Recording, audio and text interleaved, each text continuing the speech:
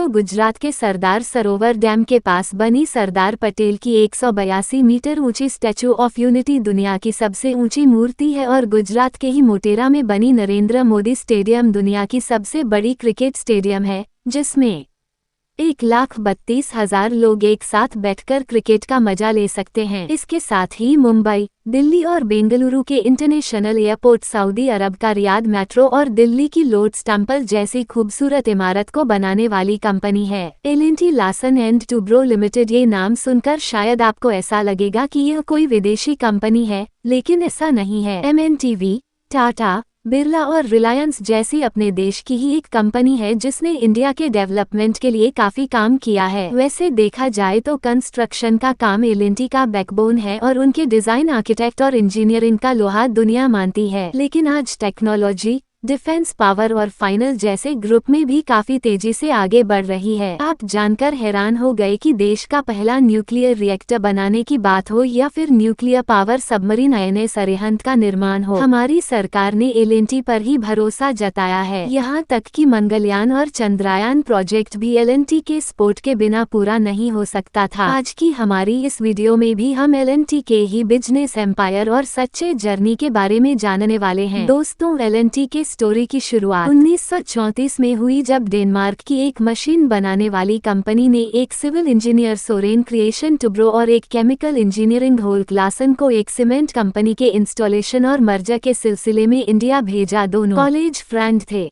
जब 1930 में second world war शुरू हुआ तो डेनमार्क जर्मनी का कब्जा हो गया और ये दोनों दोस्त वापस नहीं लौट सके। इंडिया में ही रिफ्यूजी की तरह रहने लगे और यहीं रुककर कोई बिजनेस स्टार्ट करने का फैसला लिया।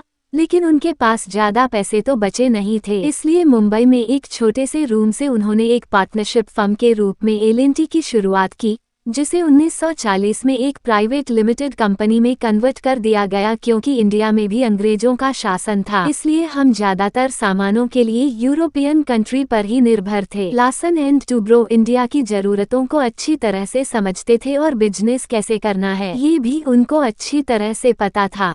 वो कई यूरोपियन कंट्रीज के एजेंट बन गए और लोगों के रिक्वायरमेंट के हिसाब से सामान का इंपोर्ट करने लगे। डेनमार्क से भी देरी से रिलेटेड इक्विपमेंट्स बताकर वह इंडिया में सप्लाई करते थे।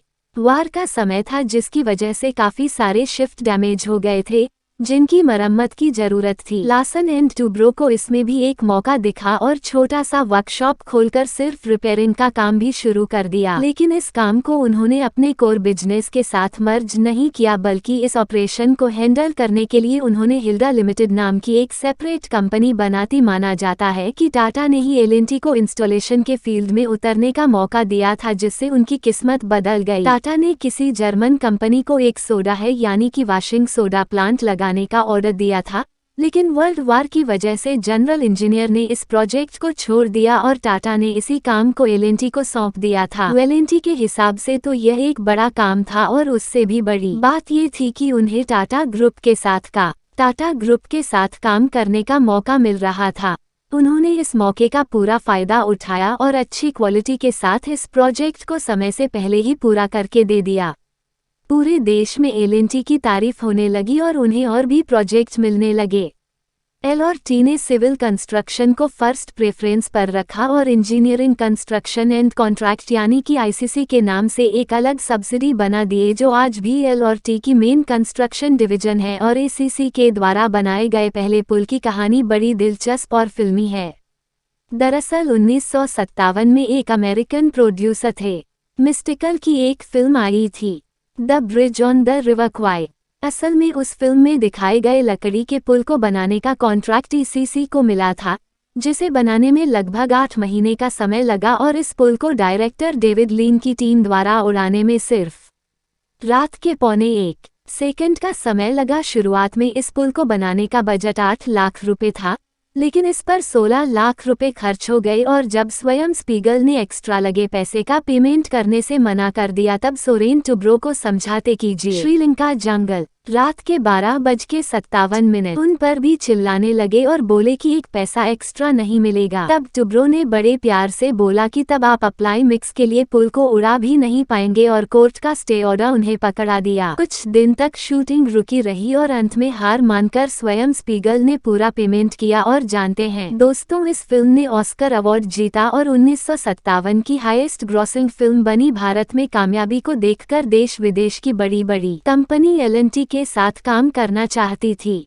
आज़ादी के बाद कंपनी ने अपना एक पेंशन करते हुए कोलकाता, चेन्नई और दिल्ली में भी अपना ऑफिस शुरू कर लिया और 1950 में मुंबई के पवई इलाके में IIT मुंबई की स्थापना के लिए जब सरकार ने जमीन अक्वायर किया तो L&T ने भी आसपास के जंगल का खाली पड़ा 55 एकड़ जमीन खरीद लिया।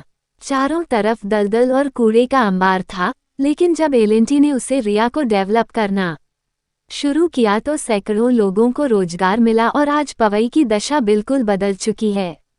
1950 में ही L&T एक पब्लिक कंपनी बन गई और कुछ दिनों बाद मुंबई ऑफिस को ब्लड स्टेट के ICI हाउस शिफ्ट कर दिया गया, जिसे बाद में L&T नहीं खरीदकर अपना हेडक्वार्टर L&T हाउस बना दिया। 965 मेला स्थल और टुब्रो के डेडिकेशन को देखकर डॉक्टर होमी भाभा ने उनसे न्यूक्लियर रिएक्टर को बनाने में सपोर्ट करने के लिए कहा। उस दौर में न्यूक्लियर रिएक्टर बनाना घाटे का सौदा था, लेकिन देश की जरूरत को देखते हुए L&T ने फर्स्ट न्यूक्लियर रिएक्टर का निर्माण किया और 70 के दशक में विक्रम साराभाई ने L&T को इसरो के साथ काम करने का मौका दिया।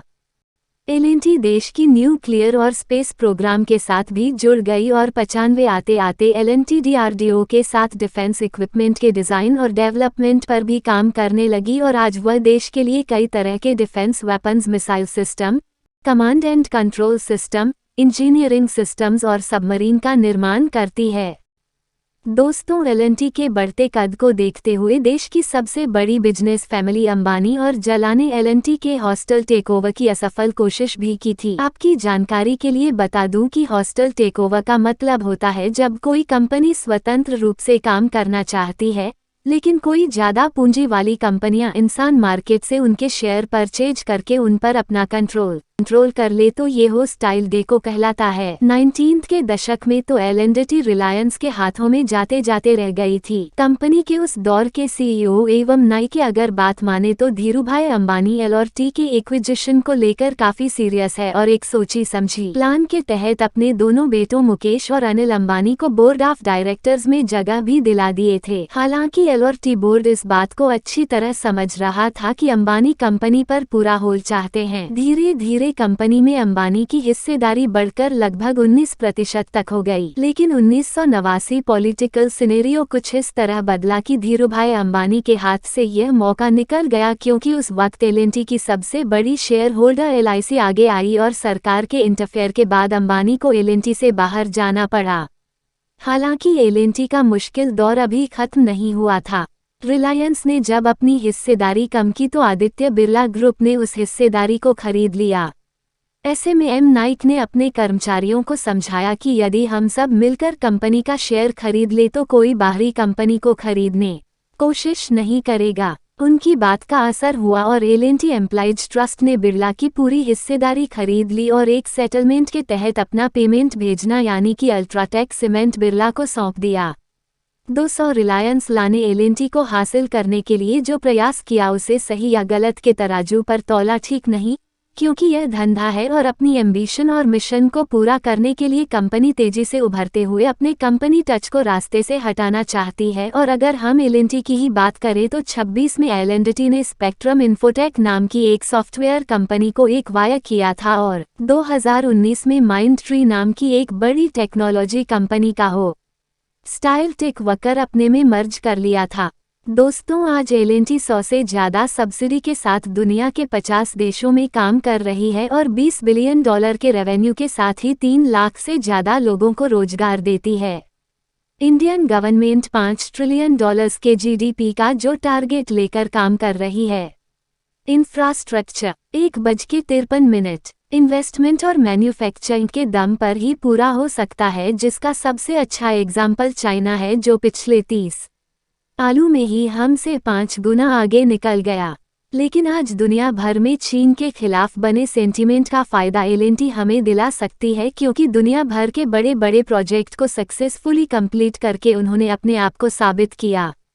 अब्दुल लासन एंड टुब्रो के बिजनेस एम्पायर को एक वीडियो में समेटना बहुत ही मुश्किल है, लेकिन वीडियो की आखिर में एल&टी द्वारा कंप्लीट किए गए कुछ प्रोजेक्ट को देख लेते हैं। अगर वीडियो पसंद आई हो तो वीडियो को लाइक करना और चैनल को सब्सक्राइब करना मत छोड़िएगा। Thanks for watching.